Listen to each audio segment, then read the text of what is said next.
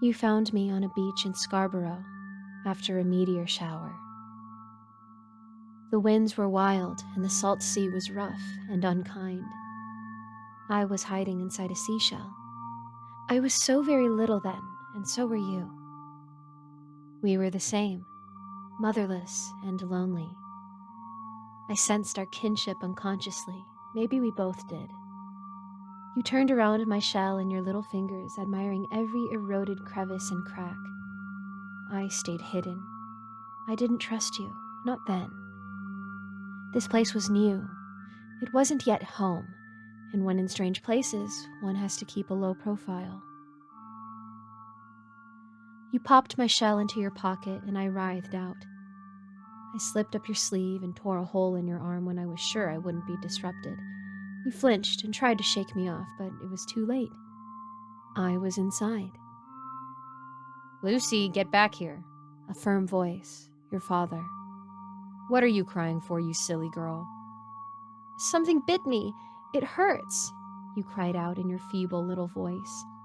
I didn't want to hurt you. You must realize that. I take no pleasure in pain, unlike some, but needs must. Your father grabbed your sore arm with an unsympathetic yank. "It'll be fine. It's time to leave." You dragged your feet all the way back home. The beach was a nicer place than your little flat, that was for sure. It had fallen into disorder and squalor after your mother had passed. Cancer. It's a thing everywhere, you know. There's no spot in the universe it does not haunt. Whilst you played with dolls in your room, I made my home in your brainstem. It's a comfortable little spot for a little thing like me. I don't take up much room, and it's the perfect spot to hook myself in. Being inside someone is a tricky little thing. It is a primal act. So much of our natural processes are subconscious. The first and most important rule of binding is quite simple. The host cannot know you are there. If they realize or even suspect you, every part of their body will reject you. It's simple biology. It is the natural prerogative of all life not to share its life force with that which is foreign to it. Subtly, it is your friend. If you mean to influence your host's actions or decisions, you must be a gardener as opposed to a dictator. You must lay the seeds carefully and nurture them into fruition. You must be but a shadow working your craft from the sidelines.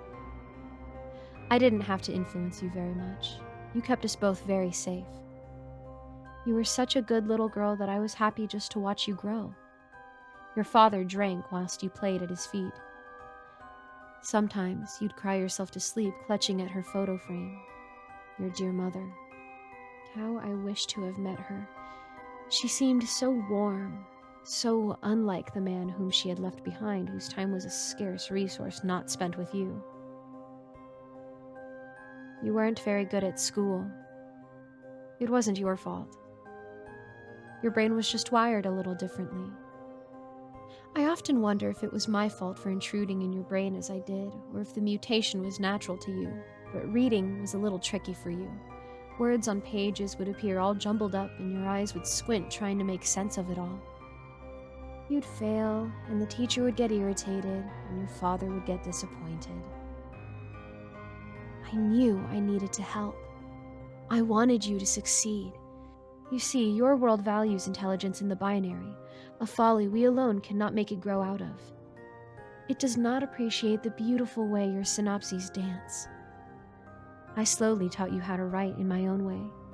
I would infiltrate your dreams with words laid out the correct way and fill you with confidence in your own ability to weave letters together. By the time I was done with you, you were a wordsmith. I feel the need to confess this all to you, Lucy. I feel an urge to let you know which parts of your life I influenced. I know it may feel like an invasion to you, but it was all done out of love for you. You were all I had. I traveled 40,000 light years away from everything I knew, and I must admit that I latched onto you for dear life. We all need something, or someone, to ground us. My second intrusion, so to speak, was when you were 13. Your first period. I know you don't remember it. You were in gym class, and the blood seeped through your shorts without you noticing. A few of the mean boys in class, you know the ones, laughed at you mercilessly. They cornered you in the bathroom and called you terrible things. I felt awful for intruding, but I felt I had to. You see, some memories do not serve us well. Some memories are just trauma, and you had enough of that with your mother dying so young. I decided you'd be better without it. So I slipped up your brainstem, and a few gentle alterations later, you were free of that particular burdensome memory. You're old enough now that I'm sure this does not haunt you so much as it might have for a young girl. The third intrusion was even more necessary than the last. You had just failed your English exam. You've studied so very hard for it as well. You were crying in your room, and your arm was bruised from the mug your father had thrown at you in blind anger. I didn't mean to fail you, Mom. You looked into the mirror, disgusted at the reflection. Your mother couldn't have been disappointed in you. I knew that even though I had not had the pleasure of knowing her. This is a preposterous belief, and I simply could not stand it. You finally fell asleep that night, and I slipped into your dreams. It was not hard to take the form of your mother, for you thought of her so often that her image was as plain to me as it was to you. I didn't say anything that she wouldn't have told you. I told you how very special you were, how exams meant nothing, and how much you were loved. For the first time in your life, I think you believed it. You were a little lighter in mood the next day. I want you to remember, Lucy, it's selfish, I know, but I want you to look past my nature and think of me fondly. It was a pleasure knowing you, Lucy. It was my honor to watch you and to help you in the small ways I did. Sometimes, when you were feeling low, you might remember a voice in your head willing you on. Or maybe you'd remembered an answer to a question that had plagued you that suddenly sprung to mind. That was me. You did not need much help. I want you to know that. You have your degree now, Lucy. A wonderful job as an art teacher and a fiancé who thinks the world of you. You made it, and it was all you. The last time I intruded on your life will be the last time. I can assure you that. My time with you is not long now, but I had to do it. Let it be my last gift to you. He was following you for a while. He was your shadow for too long. Sometimes you felt you were being watched, and I must tell you, Lucy, you were right. He was watching. He was cruel, Lucy, cruel and bitter, and he wanted you all to himself. I don't know much about him, only that you met him one day in the pharmacy. You were kind to him and held the door open for him as you left. He remembered you and obsessed over you. He turned your kindness into perversion. He was the one who left the flowers on your door. Your dear fiancé Derek took credit for it, but it wasn't him, it was your watcher. One day, last Saturday to be exact, he plucked up the courage to do the unthinkable. He followed you home from work. He had it all planned out. He had the chloroform and a dirty rag ready to go. I couldn't let it happen, Lucy, and you were powerless to stop it. I watched as you walked into your demise. Subtlety would not work here. I knew that. I took full control of you. This was when you experienced your blackout. It was strange to control your body, and I did not relish this invasion of your bodily autonomy, but it was necessary to protect you and shield you from the horror. I will not horrify you with my methods. I am armed, if necessary, with certain appendages that can be useful in these circumstances. You can be assured that he has been dealt with appropriately, and he will not be returning to bother you again. What little was left of his body has been disposed of carefully, and nothing of this event will impact you in the future. You may notice that you have an upset stomach for the next few days, and this is perfectly normal. I wasn't very subtle, and unfortunately, this means that your body has begun to recognize my presence. I can feel it fight me as I write these words with your hands. By the time you read this, I can assure you I will be completely gone. It is my privilege to give my life to protect yours. Thank you, Lucy. Thank you. And good luck. Signed, a traveler from very far away.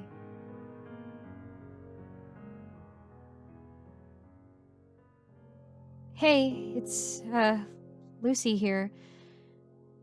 I found this saved in the notes on my iPhone, and I'm pretty freaked out. Not really sure what to think about it. My stomach is pretty sore, so I think I'm gonna have a bed day, so I'm not sure I'll be available to answer any comments. I showed Derek this, but he thinks I'm crazy. Apparently, I came in yesterday in a trance and I freaked him out. Now he isn't speaking to me. If you're up there, little guy, thanks a bunch.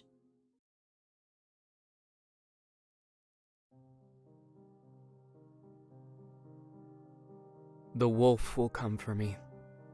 The wolf came for my father. The wolf came for my grandfather. The wolf came for his father and his father. The wolf will come for me. My father tried to keep the wolf away from me. As soon as he learned that my mother was pregnant, he sold everything he owned, including his treasured car, and hauled us across the country to North Wales. I was born at home, in the small country cottage which my father had bought using everything he'd raised. Father wouldn't allow a doctor or midwife to be present. My mother passed not long afterwards. Leukemia.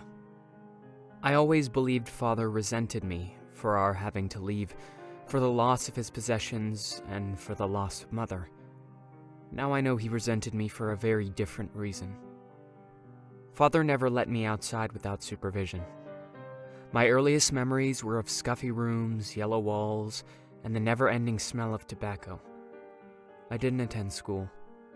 Father taught me everything I needed to know about being alive, cooking, cleaning, fire-making, and growing vegetables in our garden. Father was a strict vegetarian. Never any meat allowed in the house, raw or cooked. This included pet food, so dogs and cats were out of the question. I asked Father once about getting a rabbit or some hamsters. I knocked on the door of his office and waited for him to answer. When he emerged, his torn and stained shirt barely concealing his scarred torso, I posed the question as sweetly as I could. He hacked a huge goblet of phlegm into his mouth, swallowed, and looked at me. "And how do you plan to take care of it, boy?" he asked. Father never used my name, except for matters of discipline. "It's weak and defenseless. Will you protect it when predators come? Blood and foam dripping from their gaping maws? Will you stand forward as their claws rake at flesh?" I stammered. "I thought not, boy. Now, where did you get the idea for such things?" In the book, sir. All about animals. In the library. He grunted and slammed the door. That night, when he stoked the fire to warm us as we ate, I saw the cover of the book as it was devoured by the flames.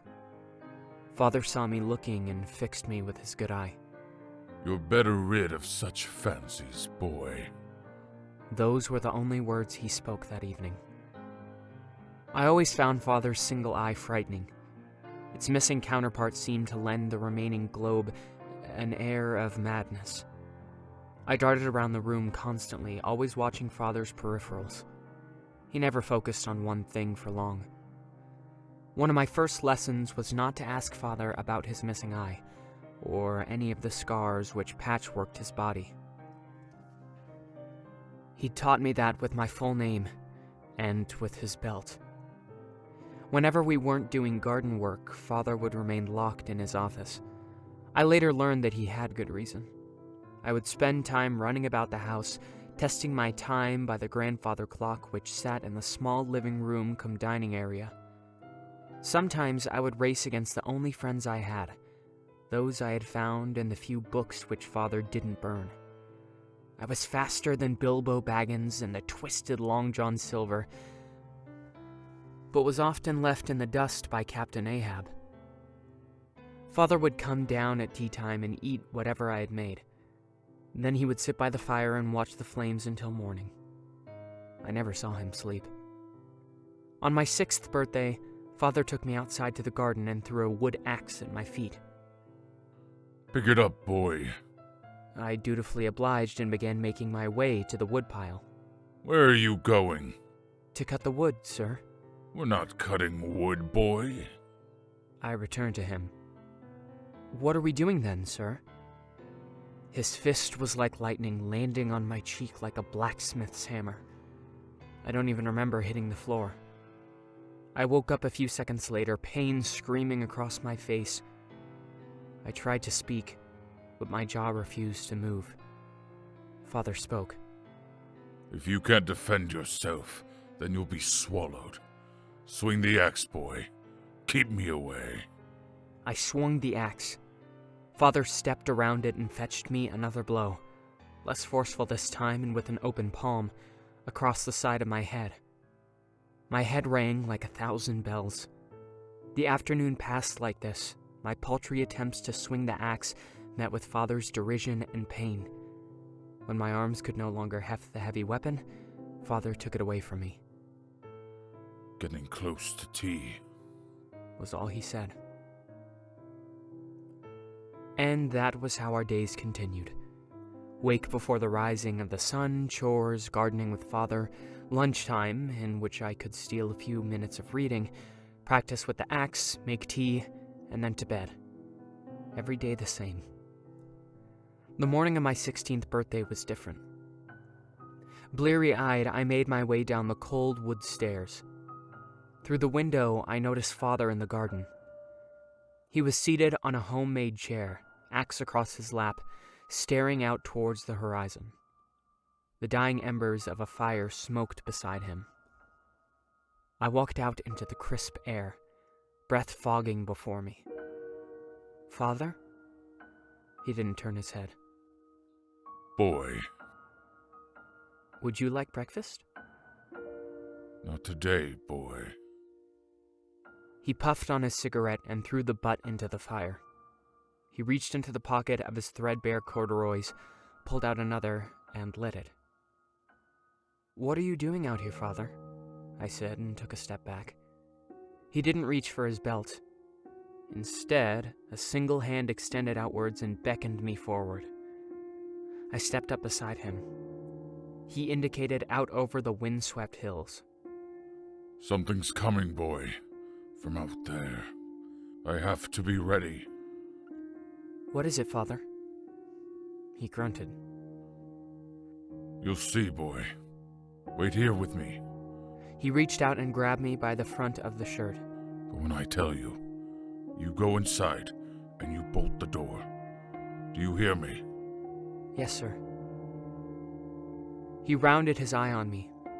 Despite the empty bottle of Jack Daniels which leaned against his foot, he was remarkably focused. Do you hear me, boy? "Yes, sir. I do, sir." Grab that stump and sit with me. He released his grip. I did as ordered. Nothing happened. After what must have been several minutes, at least 3 cigarettes, Father coughed loudly and reached down. He produced another bottle of Jack and pulled the top off. He handed it to me. I took it. He looked at me again and nodded. I put the bottle to my lips and took an ambitious swig. It burned. I coughed, retched, and leaned forward. The burn on the way up was worse than on the way down. Father laughed. You get used to it, boy. You won't have a choice. Try again. I sat myself up, resolved not to look weak in front of Father again. I swallowed another mouthful. I retched again, but this time it stayed down. Father snorted. Getting there already. We sat in silence while the sun rose across the blue-gray sky. A shape caught my eye. It was black and moved fast, standing out against the green of the grass-covered hills. Father. I see it, boy. His knuckles had tightened around the axe. When it reaches those stones there, I want you to go inside. Understand me? Yes, Father. Good. He took the bottle from me and drank deeply. What is it, Father? Don't ask questions, boy. You don't need to know. But Father, he silenced me with a vicious glance of that single manic eye. Then he sighed. He handed the bottle back to me and rose from his seat. You remember what I told you about my father, boy? Yes, sir. He died when you were still young. He died on my 16th birthday. I didn't listen to him. That's how I lost this. He turned, knelt in front of me, and indicated his missing eye. It wasn't an accident that took him, boy. It was that. That out there took your grandfather, took his father, and took all the men in our family as far back as any of us have ever known.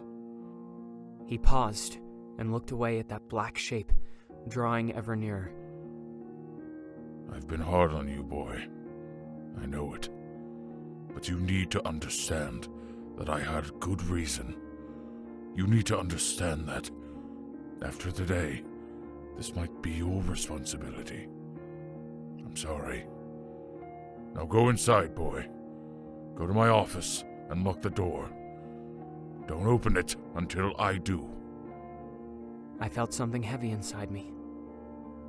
Father, he shoved me hard, and I hit the ground. You gave me your word, boy. Don't make yourself a liar. I stared at him in silence. He stood and turned towards the black shape, hefting his axe in his hand. I scrambled to my feet. As I approached the door, the sound of my feet hitting the floor was accompanied by a growl. The deep, low sound was all malice and hatred. I was filled with ice, reaching from the base of my spine to the tips of my fingers. I glanced backwards. The shape was bounding over the last crest, all matted fur and gnashing teeth. A pair of eyes, black pits full of the same mania I could see in Father's eyes, caught the sun as they turned to me. They spurred my steps, and I hammered into the door. It gave way, and I staggered wildly to keep my feet. Pain sparked in my shoulder. The growling exploded into a long howl, followed by a series of barks. Father screamed 1,000 curses, words I'd never heard before, and though I didn't understand them, their meaning was not lost. I reached his office and slammed the door, bolting it shut. Both Father and the beast fell silent. I pressed my ear against the heavy wood of the door. I heard a snarl, though from Father or the beast I did not know. And then a yelp. I realized that I had held the breath in my lungs and let it out in a soft exhale. Father had won. I looked around the room and my breath caught in my throat. Pinned to every wall in the dining room were drawings. Hundreds and hundreds of charcoal drawings, all depicting the same thing. A black shape, slavering jaws, evil eyes. Notebooks lay open upon the desk. Scrawlings across every page detailed times and dates. I picked up the first one. November 22nd, 1745. Master William, 36. August 3rd, 1780. Master Edgar, 35. The wolf came. The wolf always comes. The wolf always comes. The wolf always comes. There was a scream, which raced through my soul. I knew my father's voice, though it was rent out of shape, like the bonnet of a car after a head-on collision. I threw up again. The scream, cold and agonized, cut off suddenly. I pulled away from the door, dragging myself across the bare wood with numb hands. I curled up into the fetal position and wept until I was dry. I don't know how long passed, but by the time I found the strength to stand, the sun was rising again. The next day, I felt as though I had a rope taut around my stomach and my lungs had deflated. My throat burned from the vomit. I went back down the stairs and, holding my breath, pressed my face to the window. The burned-out fire pit, paw prints in the mud, whiskey bottles, and Father's chair in splinters. No other sign of the fight which had taken Father from me. I moved into the garden. The air stabbed the inside of my lungs. I spread my gaze out, frost clinging to the grass. My father's axe lay in the grass. Tooth marks drilled deep into the woods. It's the only thing of his I still own. I was taken into care and my father's estate waited for me until I turned 18. I sold everything as soon as I could. Everything I couldn't sell went to a landfill. I moved to a Cardiff and rented a flat. I got a job. There was a woman there. I fell for her. She fell for me. Then she got pregnant, and my eyes went manic.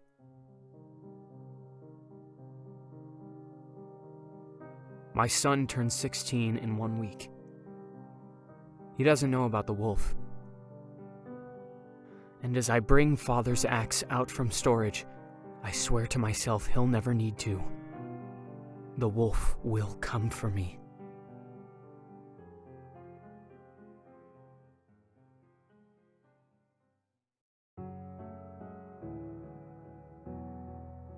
I live in a densely packed city-state in Southeast Asia where the vast majority of the population stays in high-rise apartment buildings. Owing to that, perhaps, ghost stories are a rare commodity here. It can be quite difficult for the mind to conjure up any vile spirit when any sudden noise or inexplicable happenings can just be brushed off and blamed on the strangers living around you. Horror belonged only to the unattended and the alone, and not the individuals accompanied by another, annoyed and separated in their apartments only by walls too thin. As such, I do not believe in ghosts, though sometimes I wish I did. I stay on the 9th floor of my apartment building. The only window in my small room is frosted to prevent people from the outside block looking in. Naturally, this meant that I could not see anything outside when my windows are closed, not like there's much to see anyway. My desk, where I do all my work, is directed in front of this window. It was August, which happened to be the ghost month for this particular year in the Chinese lunar calendar. According to the legend, this was the month where the hungry and violent spirits break free from the gates of hell to roam among the living. I cannot tell you how much of the population believed in such superstition, but it was not uncommon to see incense sticks and offerings meant for the dead littering the roadside during this period. Ashes and cider from burning hell notes scattered all throughout the foggy air.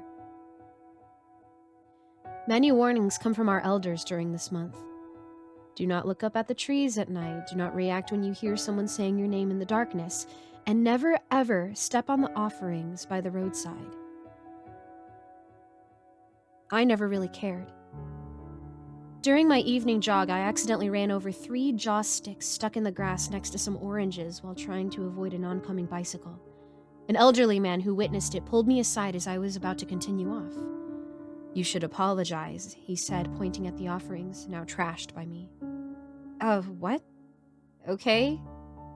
The idea of apologizing to some inanimate objects on the ground for the sake of some superstition I did not believe in was stupid to me. I didn't listen to the old man, and I just continued with my jog. I could feel the glare of the old man burning into my back as I took off.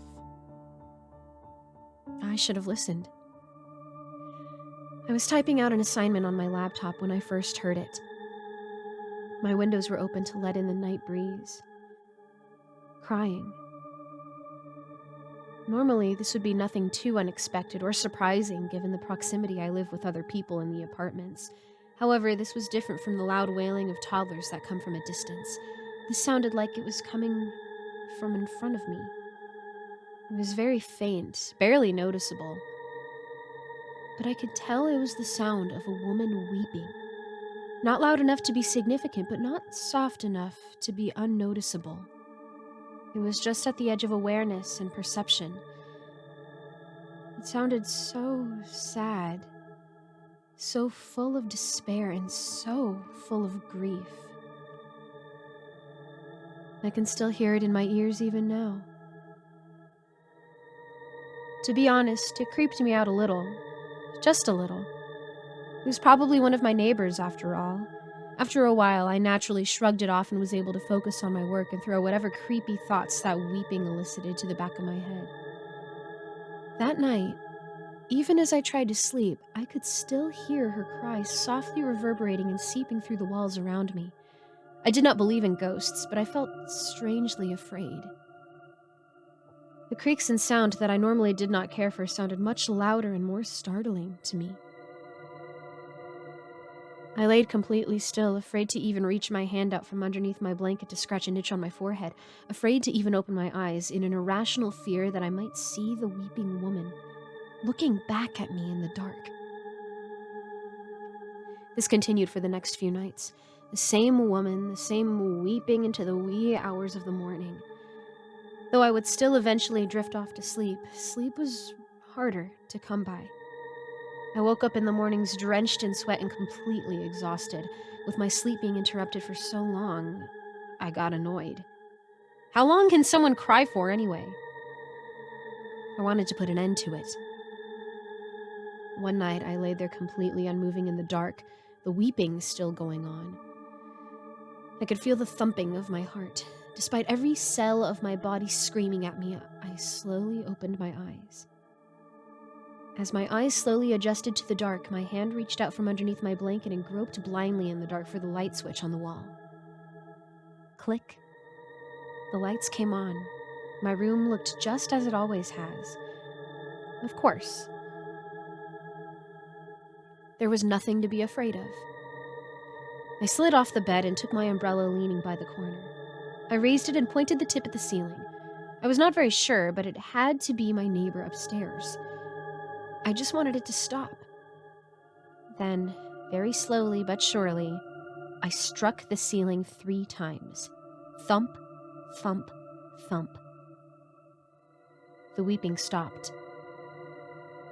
I had done it. It was no ghost after all, just a distressed neighbor. I put my umbrella back and went back to bed. I can finally be at peace. Thump, thump, thump, thump. Something was pounding back at me. The weeping, which is so abruptly stopped before, suddenly escalated to full-on wailing. Thump, thump, thump, thump. The banging and wailing continued aggressively and furiously to a deafening degree. I cursed audibly. Surely this was a major overreaction for just my light tapping. Thump, thump, thump, thump. I got so annoyed and frustrated. I stomped over to my window and I yelled, "Hey, shut up!" I closed my window shut and stood there, heaving breaths. I heard a desperate wailing cry amounting to a scream, another loud bang, and then it just stopped. Do you know the feeling where a noise that you've grown accustomed to just stops? All of a sudden, you can hear the deafening silence penetrating through the air. There was no more weeping, but I still felt a little unease. For the next few nights, I kept my window shut. Although it made it rather humid, it was way better than having to deal with that sick weeping again. And I thought that would be it, that it was over. It happened to be the last day of the Hungry Ghost Month. I was continuing on my assignment when I heard it. Tap, tap, tap. It was directly from my window. Tap, tap, tap. I looked up instinctively, and I froze. There, in the darkness of the night, tapping on my frosted window pane, was the blurry silhouette of a bloody hand. I live on the 9th floor. I did not scream. I couldn't. I merely sat there, frozen in shock, staring in horror at the bloody imprints being left at my window. Despite the blur of my window, I could see that there was something else out there, something that looked suspiciously like a head with long hair, a face with vengeful eyes, the face of a body to which the hand was attached. At that moment, I was just thankful that my windows were closed and that they were frosted, that I could not see any more clearly into the night of whatever horrid monstrosity that lay just behind it. Tap, tap. I have no idea how long I sat there like that for. The elderly man's warning came back to me. I should have listened to him. Tap, tap, tap. Tap, tap. I'm sorry. I barely let out a whimper. Tap. The ghost tapped at the glass once more, but this time it left it there for a little longer, as if trying to taunt me. I could see it twitching.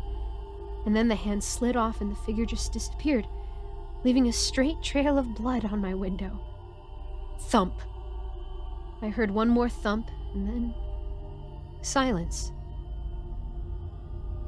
I waited for a while more, and then I heaved a breath of relief. It was 12 a.m. The ghost month is over, but the blood on my window is still there.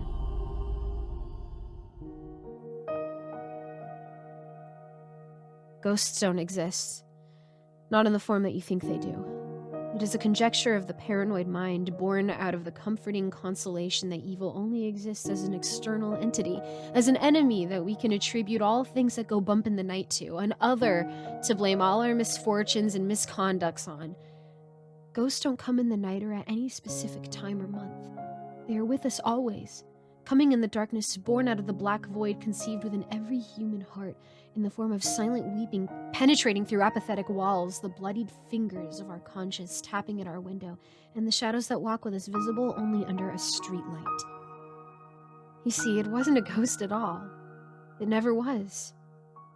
When I opened my window after sitting there for God knows how long, I saw on my window and my ledge a splatter of blood trailing all the way down to the ground floor where there lay, illuminated only by a flickering streetlight, the broken and bloody shape of the crumpled body of a woman, face still locked in a horrifying show of despair, looking straight up at me. And her blood still dripping, still lightly tapping on my window. The family living above me was arrested that very night for the ill treatment and murder of their domestic worker. They had been beating the woman, deliberately starving and torturing her until that night when they accidentally pushed her out of the window where she fell to her death. She was only 21. When the police came to take my statement, I never told them the whole truth. I never told them how I could hear her weeping penetrating through the ceiling and chose to do nothing about it. I never told them how she thumped back at me with more force as a cry for help. I never told them how she was holding on just by my ledge before her fall, still clinging on for dear life, tapping on my frosted window, begging to be let in. I don't believe in ghosts, but sometimes I wish I did.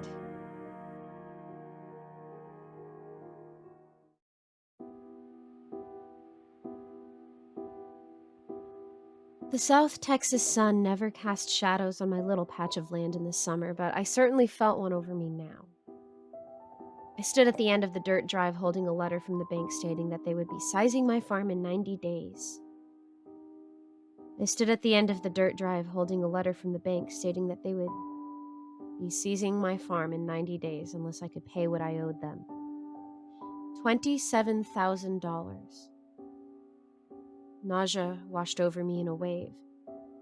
I felt as if the eggs I had for breakfast were on their way back up. There was no way I could pay it.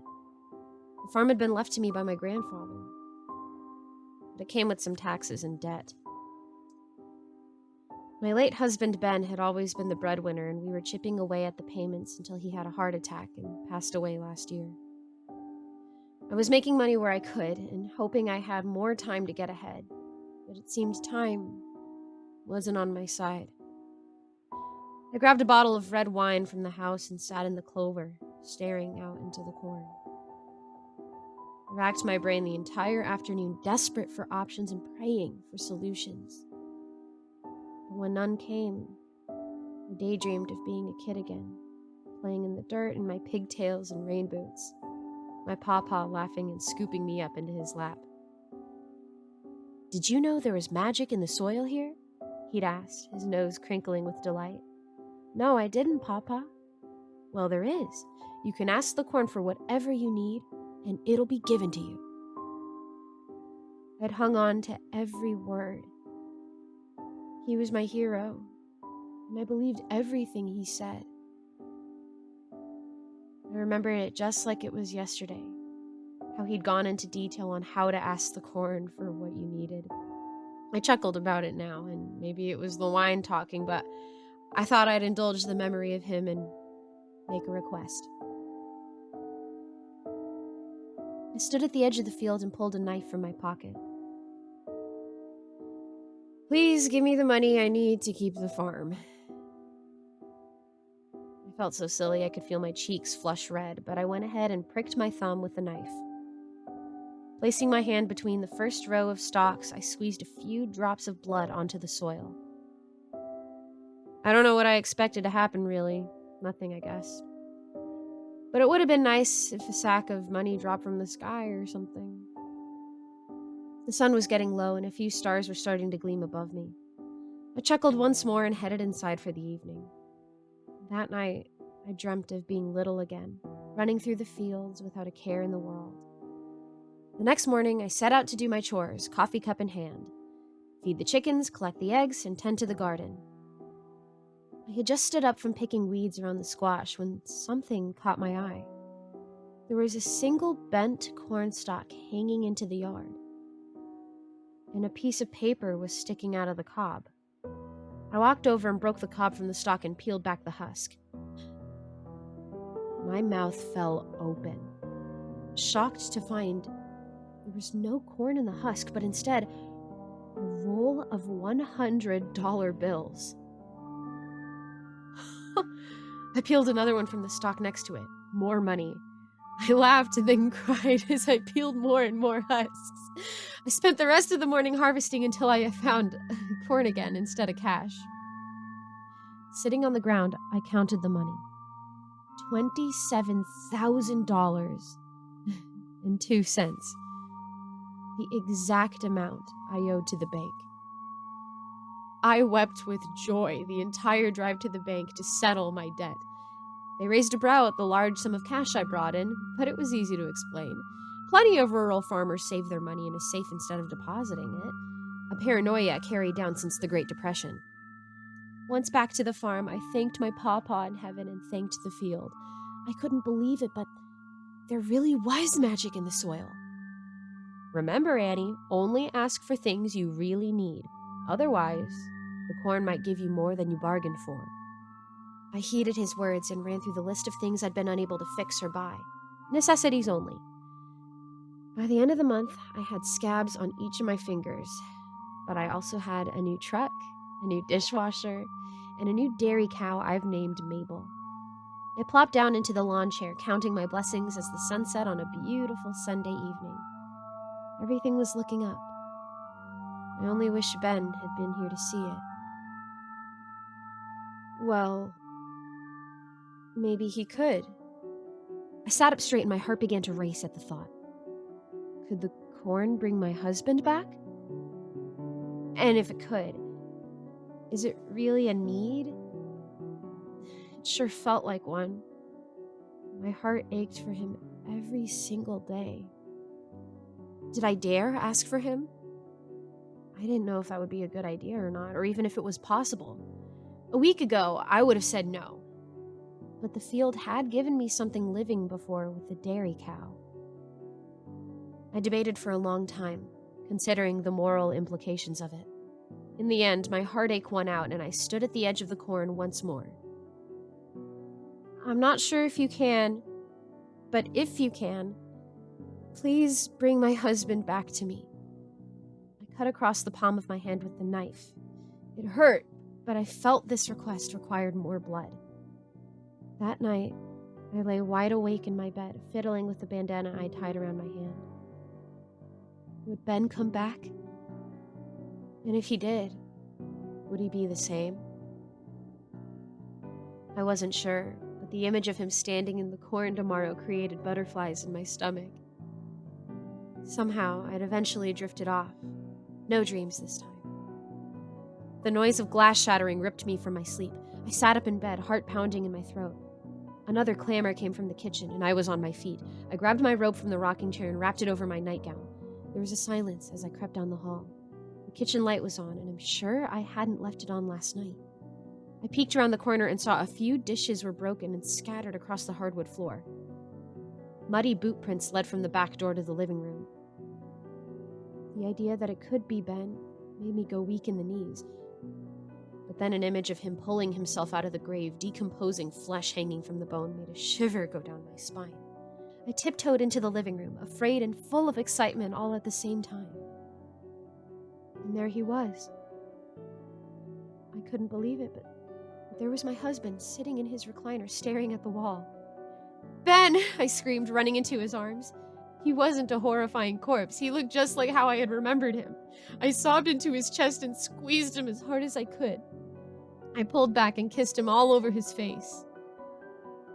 "Annie?" he said, his eyes full of confusion. "Yes, what is it, baby?" "How am I here?" "It doesn't matter, honey. You're here now. Everything's going to be just fine." I smoothed his hair with my hand, tears still streaming down my face. I'm sorry about the dishes." "It's okay. Don't worry about that. Come on, I'll make you some breakfast." We cleaned up the kitchen together and I made him eggs and bacon. I watched in pure bliss as he scarfed them down. We spent the rest of the day just walking around the farm, talking about anything and everything. I filled him in on everything he'd missed. At first he seemed out of it and confused, but by the end of the day he was laughing and carrying on as he always had. The next couple of weeks flew by, and they were the best days of my life. Ben was the old Ben again, for the most part. Sometimes I would catch him staring off into nothingness, though, his face twitching as if reliving something. I touched his shoulder and he'd snap out of it, so I didn't question it. The sun was setting over the cornfield as we held hands, watching the lightning bugs drift lazily through the air. Ben was especially quiet, contemplative even. But I figured he must have just been tired from repairing the fence all afternoon. "Annie?" "Yes, honey?" "Do you want to know where we go when we die?" His face was solemn. His eyes changed to a depth I've never seen on him before. What? My mouth went dry. "I have to go back there soon." "No, you don't. I asked the corn for you, and it gave you back to me." "I know, Annie. But you shouldn't have." He turned to look over at the field. "What do you mean?" My mind raced. I didn't understand. "I can take you there, you know." "Take me where, Ben?" "To the place beyond life. There's a doorway in the cornfield. That's why it's magic." "Ben, you're scaring me." I let go of his hand and took a couple steps away from him. "You owe them a debt now. They'll come for you. I can protect you from them. I came back so that I could bring you with me before they come." "Who is they?" I backed away even further. "They are the ones who harvest. We are the ones who sow." He looked at me now, his eyes. They were different, like something cold. A void. But there was a sadness in them too. "Ben, I have to go now, back through the door. You should come with me. It'll be easier for you if you come with me." I stormed up to him, my fear overtaken by anger, and struck his cheek with my open hand. "You will not leave me again, Benjamin Wallen, do you hear me?" He pulled me into an embrace and whispered that he was sorry. I pushed away from his arms and pounded my fists on his chest, but finally melted against him and wept. "I have to go," he repeated. "Ben," I choked. "You should come." "I'm not going anywhere." He let go of me and walked to the edge of the corn, pausing to look over his shoulder. "I love you, Annie. Always have." He disappeared into the stalks before I could respond. I shambled inside and collapsed on the couch, and I mourned him all over again. I howled and cried into the throw pillow until exhaustion overtook me. The sun seeped through the blinds, and the warmth of my face woke me. I looked at the clock on the wall. It read 10:17 a.m. I couldn't remember the last time I had slept in this late. For a moment, I had forgotten. But then I remembered what had happened last night, and a pang of sorrow struck my stomach. I muscled my way through the feeling, determined not to fall apart again. I made my way into the kitchen and started a pot of coffee. I poured some in the cup before it was done brewing and headed to the front windows, throwing open the drapes. Oh my lord. Coffee cup shattered on the floor as I brought my hands to my mouth. The corn was everywhere. The cornfield stretched as far as the eye could see. I ran to each window in the house, opening blinds, ripping drapes off railing, more cornfields. The corn had taken over the land on every side of the house. I grabbed the phone from the wall receiver, but didn't know who to call. My father? The police? And tell them what, the cornfield had overtaken hundreds of acres overnight? Just then, a piercing shriek came from the field, causing me to drop the phone. I instinctively crouched down on all fours and crawled back to the bay windows. I slid up the wall and made the cross over my chest as I learned at Sunday Mass as a kid. I dared to peek out the window, making my body as small as possible at the corner of it. Something was in the corn. Stalks bent to the side at the weight of something traveling within them. I moved impossibly fast. I hid behind the wall. My breath was ragged and my lips quivered. I could hear it huffing and growling. It was close to the house by now. And then there was a series of clicks, grunts, and a second grunt responded on the other side of the house. 2 of them. Suddenly, there was a rush of air, and then a heavy thud on the roof. I wanted to scream, but held my palm firmly over my mouth. I crawled across the tin roof, still communicating to the other one on the ground. I thought of the shotgun, but it was upstairs in the guest bedroom. Up there, with that thing. A window shattered. It was in the house now. The floorboards creaked above me. It was getting closer and closer to the stairs. I needed to run, and I needed to run now. But I was frozen in terror, like a rabbit in a hole as the coyote dug up its meal. A low, guttural growl erupted from the top of the staircase. Finally coming to my senses, I bolted for the kitchen door and flung it open, sprinting as fast as I could through the corn. I could hear whatever it was cry out, shrieking, and then giving chase. Corn leaves whipped across my face as I flew faster than I ever had. The speed of them, though, was unbelievable. I could hear them gaining on me.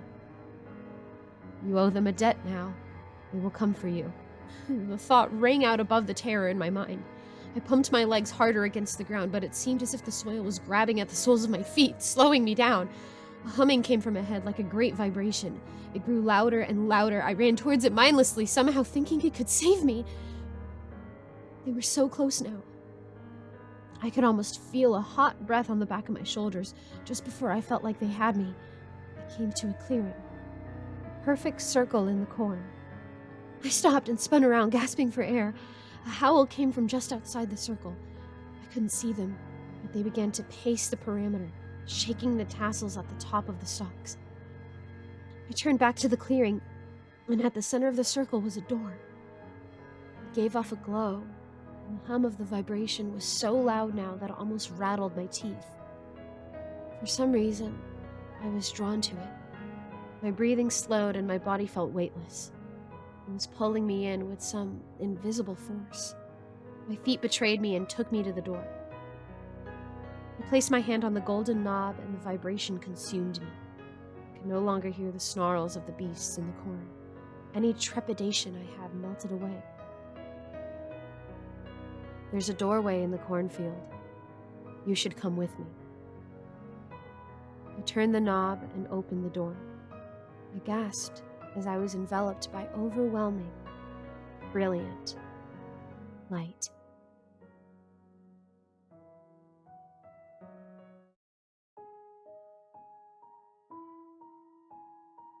It wasn't only that a majority of people had turned depressed over the years, although that was another crucial point of discussion. Especially with the lack of therapy and support the government provided, they didn't see the shift in people's mindsets as a threat. At least, not one big enough to act upon.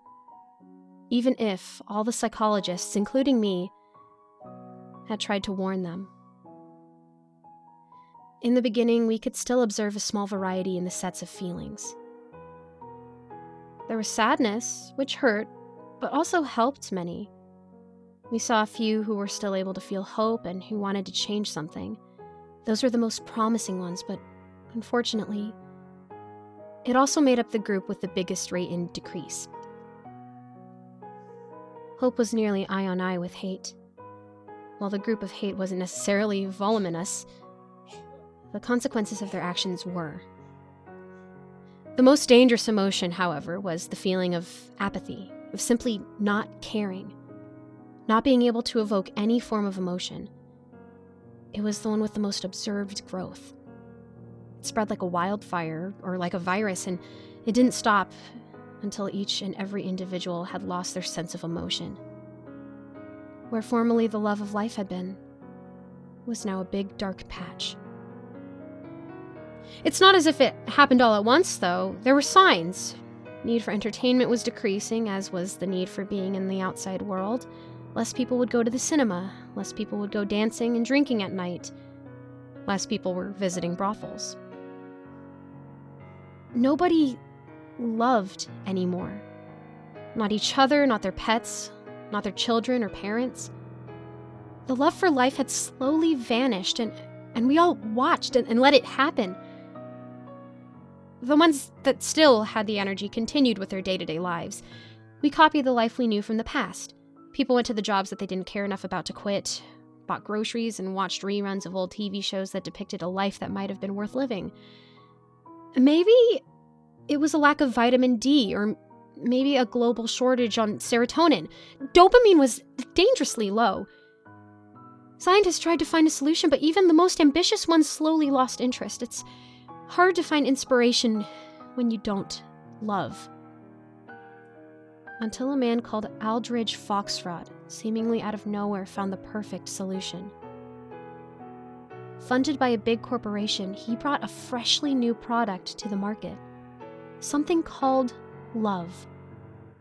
Grab love, share love, feel love.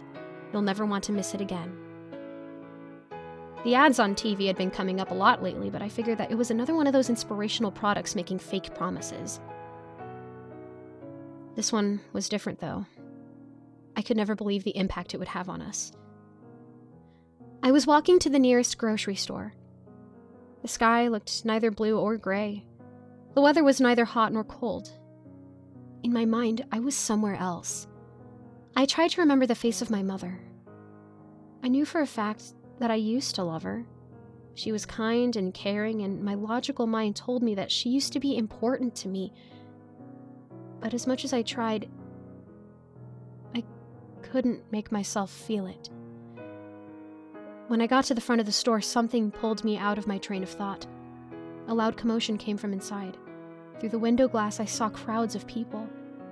I haven't seen this store packed since that time when the rumor went around that the world would end. When was that again? 2000? 2012? I got a shopping cart and walked through the automatic door. The usual elevator music from the store was mixed with something I hadn't heard in forever. Happy laughter. There were masses of people standing in line at the register. They all held a multitude of purple packages in their hands while chatting with whoever else was around. Even the cashiers were friendly and cheerful. Something was awfully off. "Would you like to try one of Aldridge Foxrod's love crackers, ma'am?" I heard a voice say. I turned to my right where an old man was handing out samples of something. "Huh?" I responded, slightly confused. "You look like you could use some love," he said as he handed me a small pink cracker. It came out of the same purple box that people were carrying away in masses. Employees were busy stocking up the shelves with new boxes, although people were basically ripping them out of their hands as it went.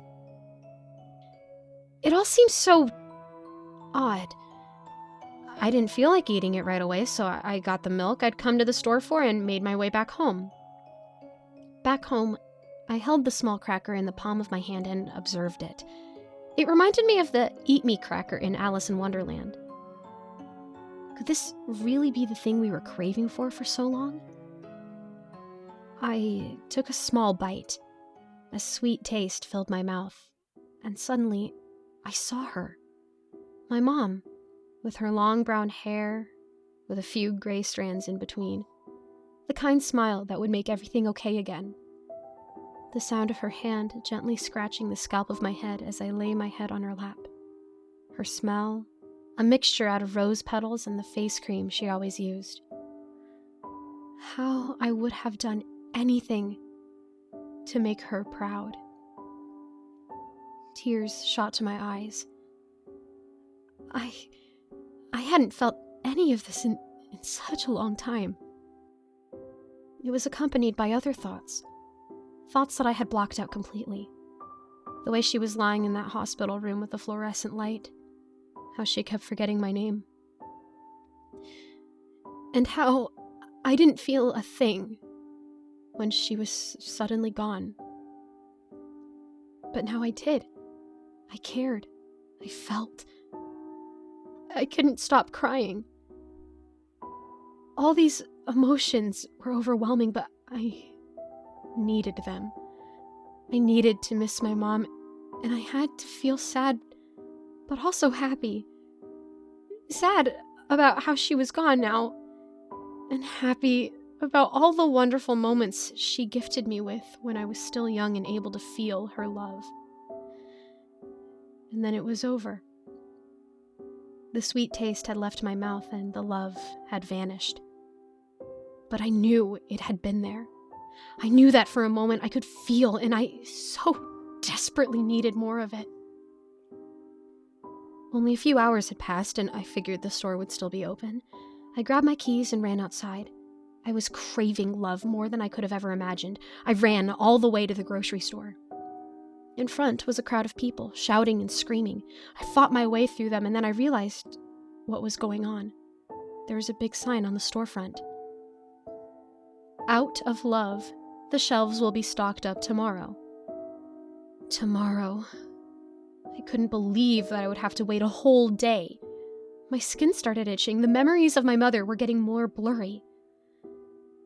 Mindlessly, I walked back home, making sure to set my alarm to 6 o'clock so I could be at the store as soon as it opened up. Unfortunately, that wasn't enough. There were long lines out front even before the store had opened. People were rattling at the closed door. Some were shouting insults, and others were crying. It was as if having this unbelievable set of emotions that they'd been reminded of for a day woke up a deep-rooted lust. Some had been craving for love since the last moment they remembered feeling it. Others had never even felt it before and couldn't believe the intensity of it all. It was too much for anyone. Finally, the door opened and people started storming inside. I was one of them. Together with the other people, I stood in shock as we saw the sign on the love aisle. The cost of one single cracker of love had been raised to $1,000. "This can't be possible," a woman next to me whispered. "A box was only $1 yesterday." Thinking this was some dumb joke or a typo, everyone grabbed as many boxes as they could take. When they realized that it was actually true that they couldn't afford love anymore, they started revolting. Shelves were pushed to the ground. People started running outside with as much as they could take. So focused on the product that they hadn't noticed the security. Until the sound of a gunshot echoed through the halls. Someone screamed. The security had shot a man trying to take 5 boxes of love. He was just a foot away from the door. Boxes slipped from people's hands. Nobody dared to do anything anymore. Nobody wanted to risk being shot for love. The commotion was slowly getting under control by the security team. Very few people seemed to have enough money to buy some love, and everyone stared at them from the outside as they were checking out. In hindsight, it was extremely dumb of them to do it in front of the eyes of everyone, but they were so drunk with love that they couldn't care less about the poor people craving their needs. People would shout things like, share some of it. Someone like you doesn't even deserve love, you greedy jerk. Please, I need to feel, I'll do anything you want. A group of people started attacking each other. Luckily, I had only tried a small bite out of the love. I was still craving it, I'm not gonna lie, but not enough to kill anyone. For the next weeks, the prices were raised even more. There was nothing anyone could do about it. The product had hit a spot. Everyone wanted love, no matter the cost, especially as it woke up the other feelings, the strongest of them being hate. We continued our lives. Things were still mundane most of the time. The sky was neither gray nor blue. The weather was neither hot nor cold. Music, films, or books couldn't wake up any of the feelings that those small pink crackers of love did. So what we did was work. We worked every day. We lived our lives. We tried to ignore the war, the murder, the burglaries. Crime rates were going up through the roof. In a way, though, it was better than the constant state of apathy. It proved to us that there was more that we could get if we only tried enough. So we worked and we fought and we tried as hard as we could to scrape up some money. The monotonous work drained our emotions out even more than before, which made the need for love grow exponentially. There just never was enough, so we worked more and more to fulfill our needs. Just so we could get enough money to afford one tiny moment of love.